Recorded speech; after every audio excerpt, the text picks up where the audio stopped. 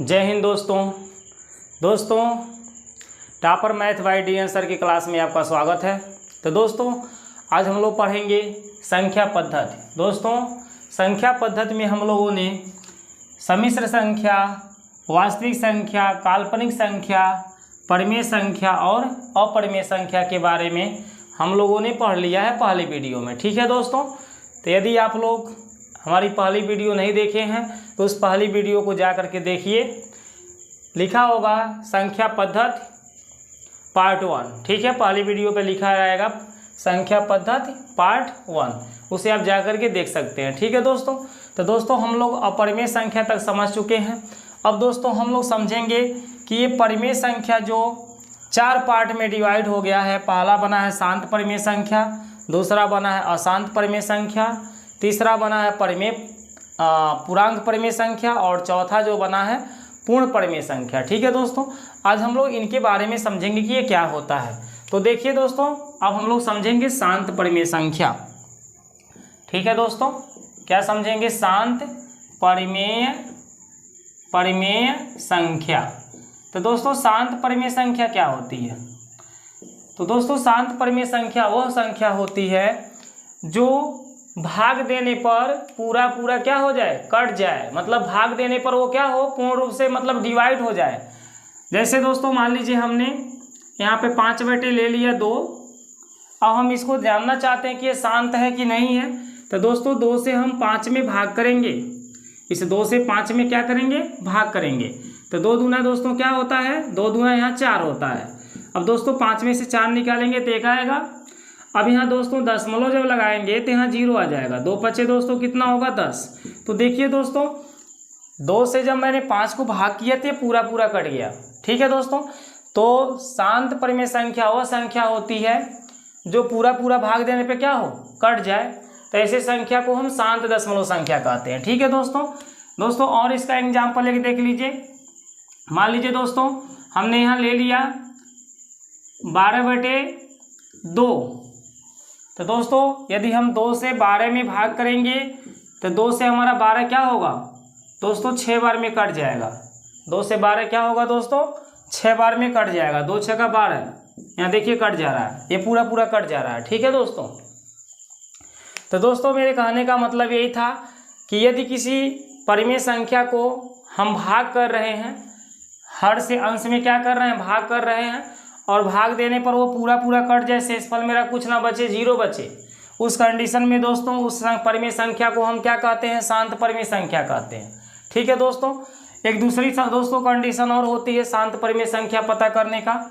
उसका फार्मूला देखिए। तो दोस्तों परिमेय संख्या जो होती है वो तो P/Q के रूप में होती है, और ये परिमेय संख्या का शाखा ही तो है शांत परिमेय संख्या।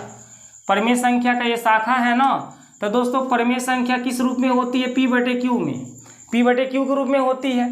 तो दोस्तों शांत परिमेय संख्या पता करने का एक और तरीका होता है। ये जो Q दिखाई दे रहा है जिसे हम हर बोल रहे हैं, इस Q की जो वैल्यू है दोस्तों वो 2 के पावर m गुणे 5 के पावर n के रूप में यदि दिखाई दे रही है, 2 के पावर m गुणे 5 के पावर n के रूप में, इस रूप में दिखाई दे रही है, तो हम कहेंगे कि वह परिमेय संख्या हमारा क्या होगा? शांत होगा। अगर इस रूप में नहीं दिखाई दे रही है तो दोस्तों हम कहेंगे वो परिमेय संख्या अशांत होगा। जैसे दोस्तों देख लीजिए, एक और एग्जाम्पल हम आपको यहाँ दिखा देते हैं। जैसे दोस्तों मान लीजिए हमारे पास 1/20 क्या है? 20 है। दोस्तों 1/20 क्या है? 20 है। तो हम देखेंगे क्या 1/20 हमारा परिमेय संख्या है कि नहीं है। तो दोस्तों मान लीजिए हमें बिना भाग दिए ही पता करना है। मान लीजिए 20 से अगर 1 में हम भाग दे रहे हैं, मान लीजिए दे के अभी दिखा दे रहे हैं, तो दोस्तों यहाँ दशमलव लगाएंगे तो 0 आएगा।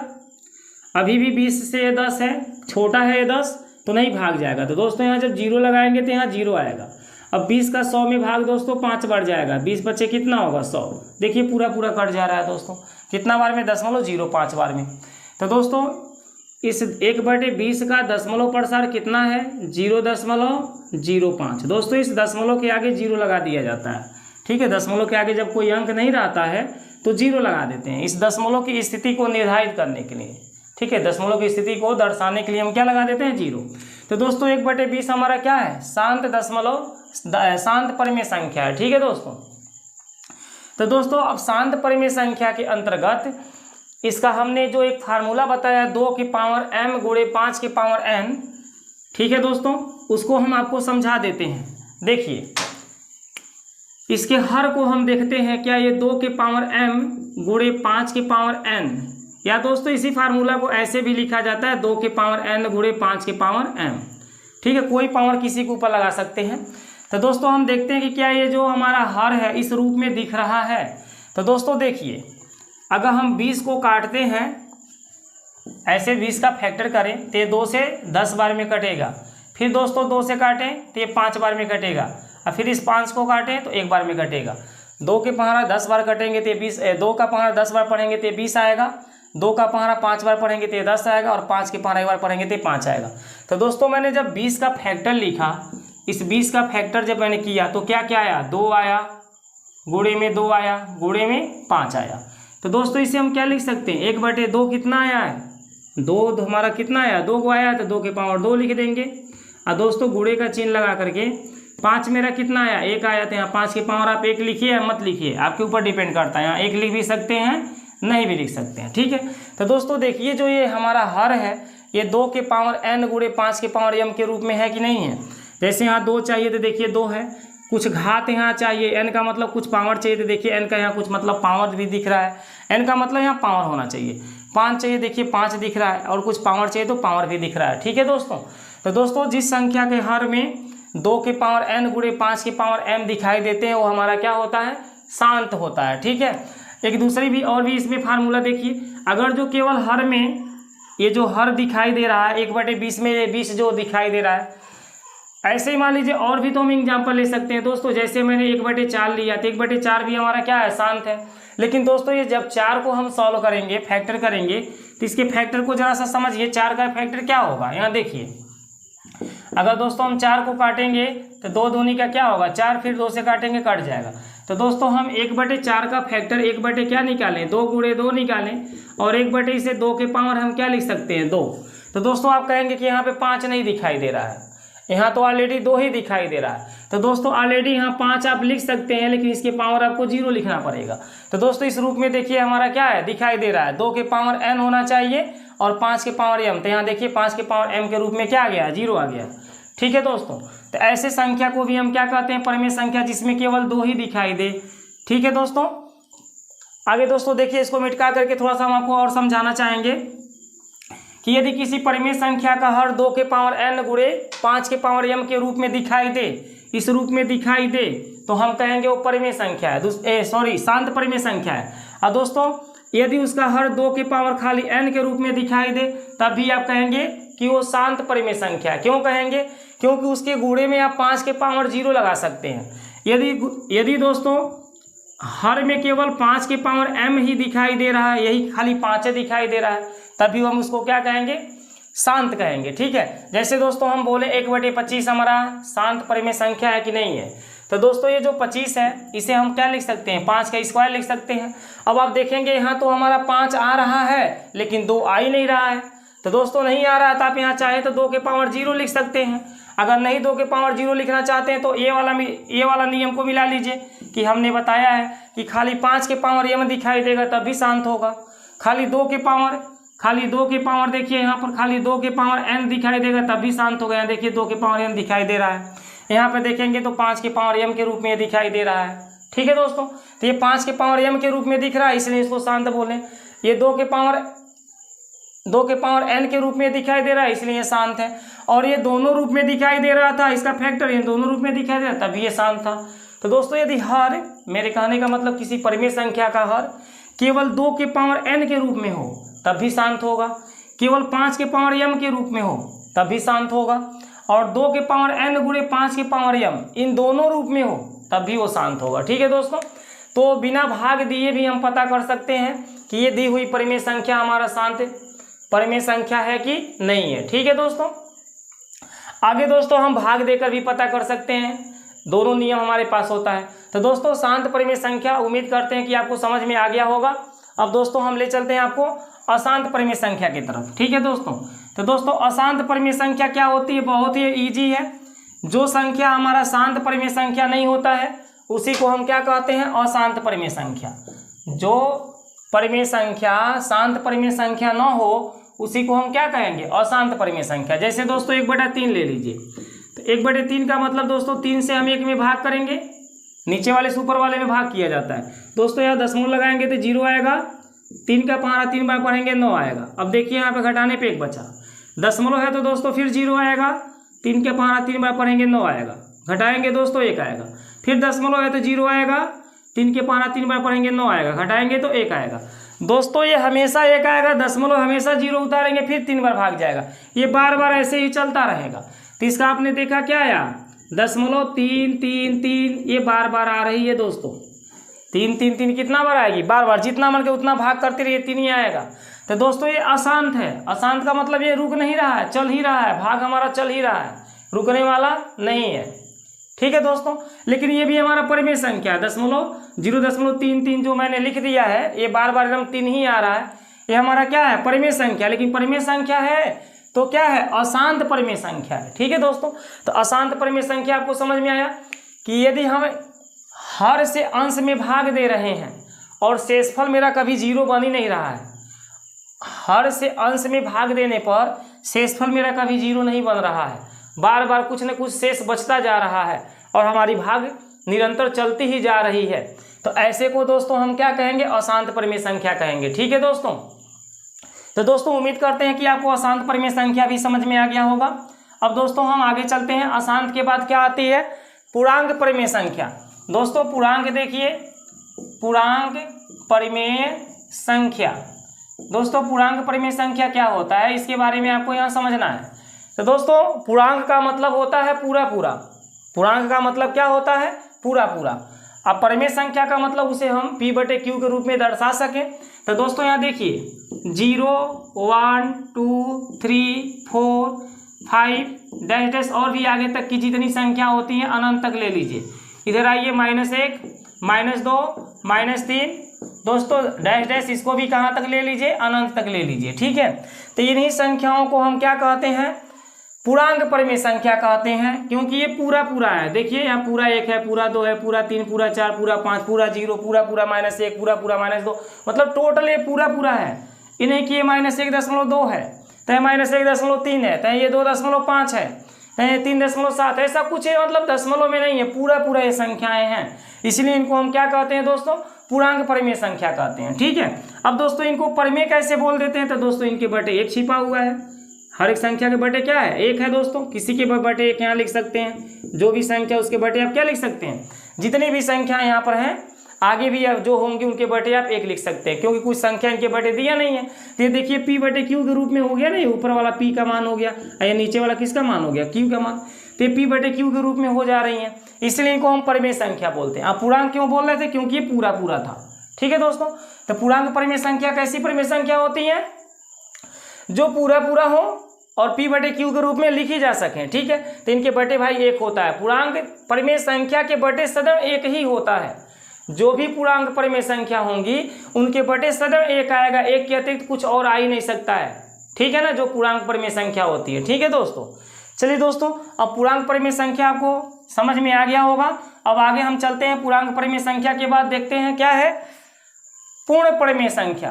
क्या है दोस्तों, पूर्ण परिमेय संख्या। तो यहाँ देख लीजिए, हम आपको समझा देते हैं पूर्ण परिमेय संख्या। दोस्तों पूर्ण परिमेय संख्या क्या होती है, तो दोस्तों ये जो पूर्णांक संख्या हमने लिखा था 0, 1, 2, 3, 4, 5, 6 ऐसे मैंने लिखा था ना, अनंत तक ये था हमारा गया था, और इधर दोस्तों -1, -2 ऐसे करके ये भी मेरा अनंत तक जा रहा था। ये क्या था, पूर्णांक परिमेय संख्या था। तो दोस्तों इसमें से माइनस वाले संख्या को निकाल दीजिए, तो माइनस वाले संख्या को निकाल देंगे तो 0 से लेकर के ये धनात्मक हमारे पूर्णांक बचेंगे, ये हमारे धनात्मक पूर्णांक होते हैं। इधर वाले हमारे ऋणात्मक पूर्णांक थे जिसको निकाल दिए हैं। तो यदि हम धनात्मक पूर्णांक में 0 को क्या करें, मिला दें, धनात्मक पूर्णांक में यदि हम 0 को क्या करें, मिला लें, तो इसे हम क्या कहते हैं, पूर्ण परिमेय संख्या कहते हैं। क्या कहते हैं दोस्तों, पूर्ण परिमेय संख्या। या दूसरे भाव में ये भी समझ सकते हैं कि ये जो हमारे धनात्मक पूर्णांक है दोस्तों, इस धनात्मक पूर्णांक को हम प्राकृत संख्या कहते हैं। क्या कहते हैं, प्राकृत संख्या कहते हैं। ठीक है, तो यदि हम प्राकृत संख्या में 0 को सम्मिलित कर लें, इस प्राकृत संख्या में किसको सम्मिलित कर लें, 0 को सम्मिलित कर लें, तो उसे हम पूर्ण परिमेय संख्या कहेंगे। ठीक है दोस्तों, यानी प्राकृत संख्या में जब 0 को भी लिख लिया जाएगा तो हमारा पूर्ण परिमेय संख्या बन जाती है। ठीक है दोस्तों, या ऐसे बोल सकते हैं कि धन पूर्णांक में, इसको हम धन पूर्णांक बोलते हैं। ठीक है, धन पूर्णांक में दोस्तों जब 0 को सम्मिलित कर लिया जाता है तो उसे हम क्या कहते हैं, पूर्ण परिमेय संख्या कहते हैं। ठीक है दोस्तों, तो दोस्तों उम्मीद करते हैं कि पूर्ण परिमेय संख्या भी आपको ये जो लिखा हुआ है समझ में आ गया होगा। अब दोस्तों देखिए, पूर्णांक परिमेय संख्या यहाँ पे 2 पार्ट में बंट गया है।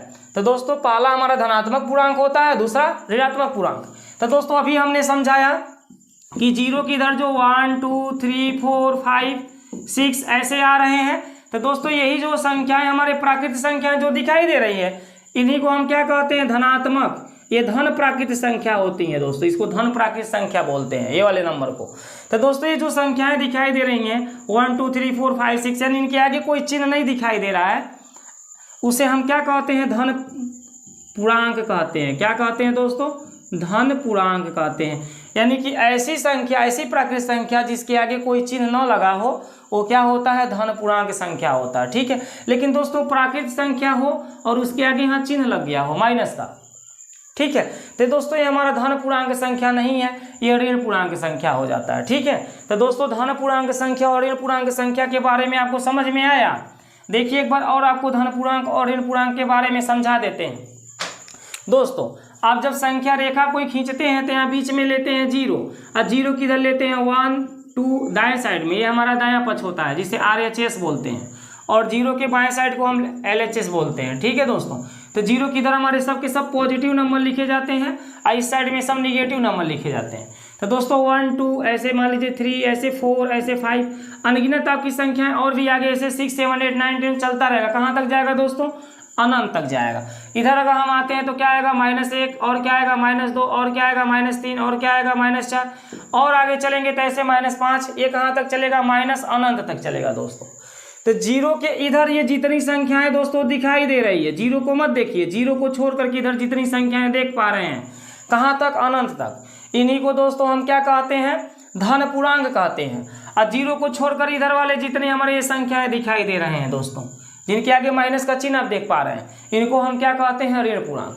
तो दोस्तों एक ही में आपको कन्फर्म हो जाता है कि धन पूर्णांक के आगे हमारा धन का चिन्ह छिपा रहेगा, ऋण का चिन्ह नहीं दिखाई देगा, और ऋण पूर्णांक के सामने यहाँ ऋण का चिन्ह दिखाई देगा, धन का चिन्ह नहीं यहाँ दिखाई देगा। तो ऋण पूर्णांक के आगे दोस्तों माइनस का चिन्ह सदैव लगा रहता है, धन पूर्णांक के आगे प्लस का चिन्ह लगा रहता है। ठीक है दोस्तों, जैसे दोस्तों मैंने यहाँ लिख दिया 5, अब आपसे पूछूं कि ये धन पूर्णांक है कि ऋण पूर्णांक है, तो दोस्तों आपको बताना है कि ये धन पूर्णांक है क्योंकि इसके आगे धन का चिन्ह छिपा हुआ है। दोस्तों मैंने इसे लिख दिया 25, अब पूछेंगे कि धन पूर्णांक है कि ऋण पूर्णांक है, तो आप बोलेंगे धन पूर्णांक है क्योंकि इसके आगे प्लस का चिन्ह छिपा हुआ है। लेकिन दोस्तों अगर हमने यहाँ माइनस लगा दिया, अब पूछूं कि बताइए धन पूर्णांक है कि ऋण पूर्णांक है, तो दोस्तों आपको जवाब देना पड़ेगा कि ऋण पूर्णांक है क्योंकि इसके आगे माइनस चिन्ह दिखाई दे रहा है। ठीक है दोस्तों, तो दोस्तों उम्मीद करते हैं कि आप धन पूर्णांक और ऋण पूर्णांक भी समझ चुके हैं। ठीक है दोस्तों, अब दोस्तों देखिए आगे चलते हैं। इनके बाद हमारा क्या आता है, धन पूर्णांक और ऋण पूर्णांक के बाद दोस्तों क्या आता है। तो दोस्तों यहाँ देखिए धनात्मक जो पूर्णांक होते हैं ये कितने पार्ट में इसको हमने बांटा है। तो दोस्तों यहाँ से अब देखिए अभाज्य संख्या, अभाज्य संख्या, अभाज्य संख्या, सम धन पूर्णांक, विषम धन पूर्णांक, संपूर्ण संख्या। ठीक है दोस्तों, तो पहले आप धनात्मक पूर्णांक का देखिए कितनी शाखाएं हैं, इनके बारे में समझ लीजिए। दोस्तों भाज्य संख्या से शुरुआत करते हैं। ठीक है दोस्तों, किस संख्या से, भाज्य संख्या से। दोस्तों भाज्य संख्या क्या होता है, तो भाज्य संख्या वह संख्या होती है जो स्वयं के अतिरिक्त किसी दूसरे भी संख्या से वो विभाजित हो जाती है। जैसे दोस्तों मान लीजिए मैंने यहाँ 10 ले लिया, तो दोस्तों 10 को अगर जो हम 10 से भाग करें तो ये 10 से 10 तो कट जाएगा ना एक बार में। दोस्तों इस 10 को अगर जो मैं 2 से भाग करूं तब भी ये देखिए कट जाएगा। दोस्तों इस 10 को अगर जो मैं 5 से भाग करूं तब भी ये देखिए कट जाएगा। तो दोस्तों ये 10 क्या है, अपने के अतिरिक्त दूसरे भी संख्या से देखिए भाग देने पर कट जा रहा है, इसलिए इसको हम क्या कहेंगे, भाज्य संख्या। ठीक है दोस्तों ये देखिए 12 जैसे है, अगर जो दोस्तों 12 से भाग किया जाए तो 12 कम 12 देखिए कट जा रहा है। फिर इसी 12 को अगर जो दोस्तों हम 2 से काटें तो 2 छक्का 12, अगर जो दोस्तों इसी 12 को अगर हम 3 से काटें तो 3 चौका 12, अगर इसी दोस्तों 12 को हम 4 से काटें तो 4 तिहाई 12, अगर दोस्तों इसी 12 को हम 6 से काटें तो 6 दूनी 12। तो दोस्तों आप देख रहे हैं कि यह 12 अपने के अतिरिक्त दूसरे भी संख्या से कट जा रहा है। अपने के 12 तो अपने 12 से कट ही रहा है, लेकिन 2 से भी कट रहा है, 3 से भी कट रहा है, 4 से भी कट रहा है, 6 से भी कट रहा है ना दोस्तों। तो दोस्तों इस तरह की संख्या को हम क्या कहते हैं? भाज्य संख्या कहते हैं। यानी भाज्य संख्या वह संख्या होती है जो स्वयं के अतिरिक्त किसी दूसरे भी संख्या से वो विभाजित हो जाती है, भाग देने पर वो कट जाता है। ठीक है दोस्तों, तो ऐसे संख्या को हम क्या कहते हैं? भाज्य संख्या कहते हैं। ठीक है दोस्तों, अब दोस्तों हम आगे समझेंगे अभाज्य संख्या क्या होता है। ठीक है दोस्तों, क्योंकि भाज्य संख्या के बाद यहाँ अभाज्य संख्या का ही नंबर है। तो दोस्तों अभाज्य संख्या देखिए यहाँ पर आपको समझा देते हैं। दोस्तों अभाज्य संख्या क्या होती है? अभाज्य संख्या वह संख्या होती है जो केवल एक और स्वयं से कटती है, एक और स्वयं से कटती है या विभाजित होती है, बोल सकते हैं विभाजित होती है। ठीक है, तो दोस्तों जो अभाज्य संख्या होगा वह एक से कटेगा और स्वयं से विभाजित होगा और किसी से वो विभाजित नहीं हो सकता है। ऐसे संख्या को हम क्या कहेंगे? अभाज्य संख्या। दोस्तों एक से तो हमारा भाज्य संख्या भी कटता है, तो एक से इस दुनिया के हर एक नंबर कट जाएंगे। ठीक है, तो एक के बारे में आप ना सोचें, आप स्वयं से, यानी अभाज्य संख्या वह संख्या होती है जो स्वयं से विभाजित होती है। जैसे दोस्तों मान लीजिए 5, इस 5 को हम खाली 5 से ही काट सकते हैं और किसी संख्या से काट सकते हैं क्या? नहीं काट सकते हैं, तो 5 हमारा अभाज्य संख्या माना जाएगा। दोस्तों अगर हम 3 की बात करें तो ये 3 हमारा किससे कटेगा? खाली 3 से कटेगा, इसलिए 3 से 3 हम काटेंगे, एक बार में कटेगा। देखिए 3 से मैंने 3 को एक बार में काट दिया। ये 3 किसी और संख्या से कट सकता है? नहीं कट सकता है, इसलिए दोस्तों इस 3 को हम क्या कहेंगे? अभाज्य संख्या कहेंगे। इसी तरह से दोस्तों हम 2 को ले लेते हैं, तो अगर ये 2 को काटा जाए तो 2 तो 2 ही से कटेगा ना, 2 एक कम 2, और किस संख्या से 2 कट सकता है? किसी संख्या से नहीं कट सकता है ना दोस्तों। मतलब पूरा इसको हमें काटना है दोस्तों, तो बताइए खाली 2 ही से तो कट सकता है, इसीलिए दोस्तों हम क्या कहेंगे? इसे अभाज्य संख्या कहेंगे। ठीक है, तो दोस्तों अभाज्य संख्या वह संख्याएं होती हैं जो केवल अपने से ही कटे हैं। ठीक है दोस्तों, ऐसे दोस्तों आप 7 को ले सकते हैं, और दोस्तों बताइए किसके ले सकते हैं? 11 को ले सकते हैं, और किसको ले सकते हैं? 13 को ले सकते हैं, है ना। 17 हो जाएगा, 19 हो जाएगा। दोस्तों ये जो संख्याएं हैं ये सब अभाज्य संख्याएं, केवल अपने ही पहाड़ा में आएगा और किसी के पहाड़ा में आने वाला नहीं है। ठीक है, ये केवल 7 के ही पहाड़ा में आएगा और किसी के पहाड़ा में नहीं आएगा। मैंने कहा ना 1 के पहाड़ा में तो दुनिया का सब अंक आ जाएगा, यानी 1 से सब कट जाएगा, लेकिन ये केवल अपने स्वयं पहाड़ा में आएगा, 1 के और अपने पहाड़ा में, और किसी के पहाड़ा में नहीं आ सकता है। तो दोस्तों एक और स्वयं से जो विभाजित न हो, एक और स्वयं से जो विभाजित न हो, ठीक है, एक और स्वयं से विभाजित हो, मिस्टेक मैं बोल रहा हूँ, एक और स्वयं से जो विभाजित हो, मतलब एक से हो और स्वयं से हो और किसी से विभाजित न हो, ऐसे संख्या को दोस्तों हम अभाज्य संख्या कहते हैं। ठीक है दोस्तों, तो दोस्तों उम्मीद करते हैं कि आपको अभाज्य संख्या भी समझ में आ गया होगा। ठीक है दोस्तों एक बात और समझ आइए कि सबसे छोटी अभाज्य संख्या हमारा 2 होता है। सबसे छोटी अभाज्य संख्या क्या होता है?